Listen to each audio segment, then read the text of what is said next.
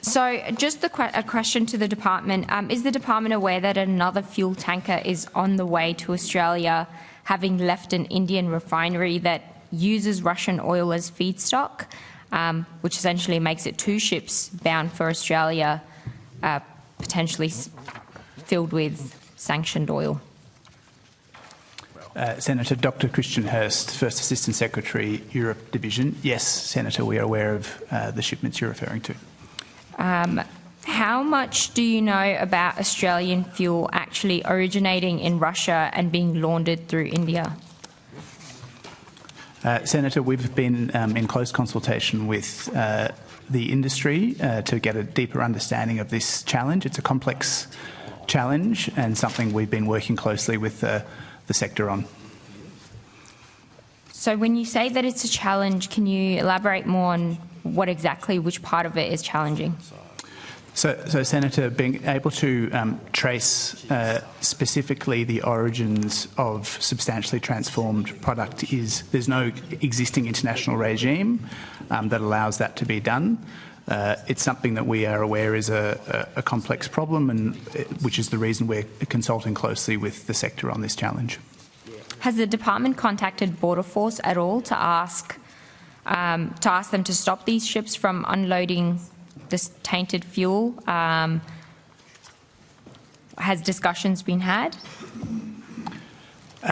Senator, these ships are not in breach of Australia's sanctions regime, so there has been no requirement for us to engage with Border Force on these.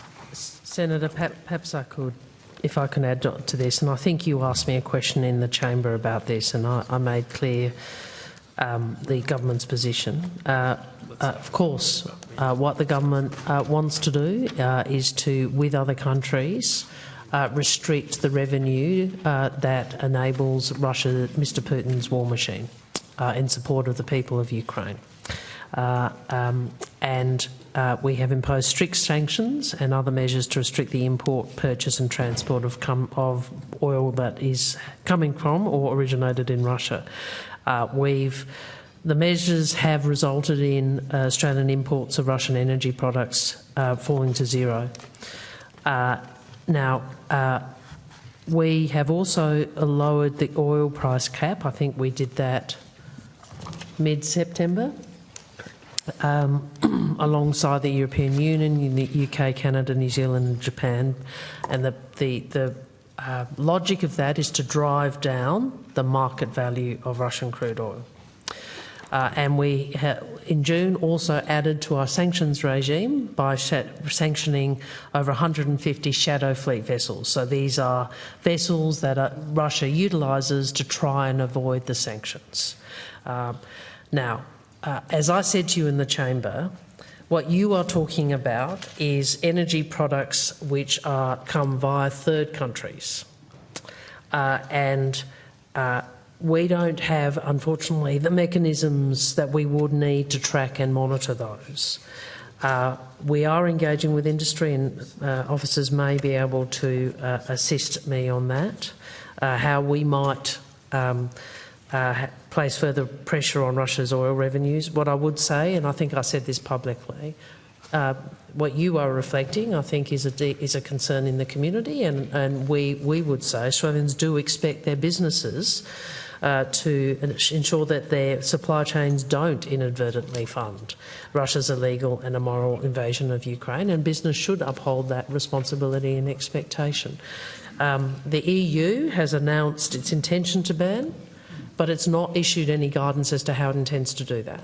Now, it may be when they do that, that will provide some levers that we could look at as well. I'm very open to that, but at this stage, there isn't a global tracing system nor any regulation or oversight in third countries. Does pushing down the price actually incentivise countries that don't have sanctions to refine the crude oil from Russia and then ship it off to Australia? We've identified the loophole that if it's Russian crude oil, that's where the sanctions are limited to. But if it's refined, if crude oil from Russia is sent to India and it's refined there in one of its refineries, then that absolves it from any form of sanction? Like, aren't we helping Russia here by being so limited in the sanction and how it encompasses only refined oil? Or fuel, rather. So the terminology is where it comes to semantics here, right? Crude oil from Russia has sanctions on it. In Australia, we only have 2 refineries. So other countries like the refineries in India, Jamnagar refinery and the Mangalore refinery that have been sending Russian crude oil that has been refined in their refineries, and it's coming to Australia as fuel that will be filling our bowsers, and Australians are going to be using that oil. Aren't we then complicit in the killing of Ukrainians and abetting and helping Russia? Senator Payman, thank you for your interest in the issue. I think the reality is that international economic sanctions that are aimed at delivering, message and commercial economic damage to countries who are sanctioned, it is very complex. You're right to say that there are, knock-on effects. The prime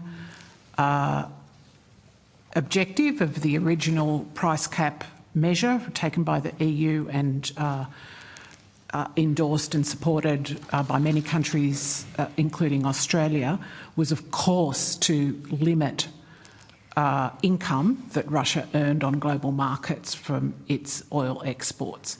Now, of course, when it's not a universal, comprehensive international system, when not every country agrees to take that action, of course you have loopholes and you get secondary effects. I think what you're seeing now is attempts to deal with those secondary effects to the extent that we can when it's not a global, universal approach. Of course, it's not,